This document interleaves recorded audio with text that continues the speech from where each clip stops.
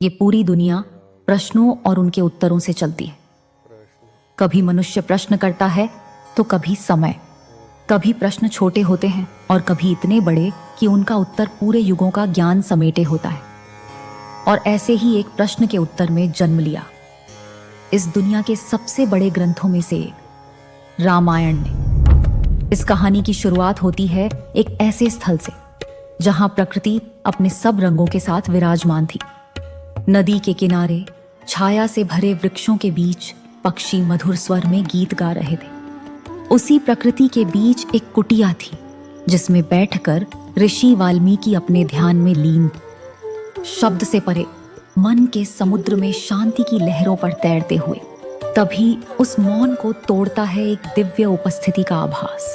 आसमान से जैसे प्रकाश की एक रेखा उतर रही हो और उस रोशनी के बीच प्रकट हुए महाहर्षि नारद। वे जो लोकांतर की यात्रा करते हैं, वे जो देवों, असुरों और ऋषियों के द्वार तक जा चुके हैं, वे जो सब ज्ञान के सागर हैं लेकिन फिर भी अपने वीणा के सुरों से सदा आनंद वितरित करते हैं। वाल्मीकि ने नारद का स्वागत किया और जब दोनों महापुरुष एक दूसरे के सामने बैठे तो प्रश्न जन्मा।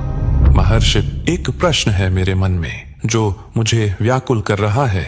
क्या इस पृथ्वी पर कोई ऐसा मनुष्य है जो निर्दोष हो, जो सत्य और धर्म का पालन करता हो, जो दयालु हो, बलवान हो, सभी गुणों से युक्त हो, जो अपने जीवन के हर कदम पर मर्यादा का पालन करे?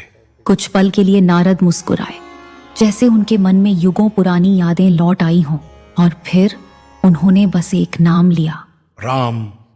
दशरथ पुत्र राम, मर्यादा पुरुषोत्तम, जिसने धर्म के लिए अपना सब कुछ त्याग दिया, जो दया, शौर्य, सत्य और करुणा का जीवंत रूप है, जो अपने जीवन के हर मोड़ पर इस बात का प्रमाण है कि मनुष्य चाहे कितनी भी कठिन परीक्षाओं से गुजरे, अगर उसका हृदय पवित्र है तो वह सदा विजयी होता है। नारद ने राम की कहानी सुनानी शुरू की। एक ऐसी कहानी जो केवल घटनाओं का वर्णन नहीं थी, बल्कि एक ऐसा दर्पण थी जिसमें मानव जीवन के सब रंग दिखते थे। प्रेम, त्याग, दोस्ती, न्याय और धर्म। उस प्रश्न के उत्तर में एक कथा जागी और काव्य बन गया, रामायण। लेकिन ये तो सिर्फ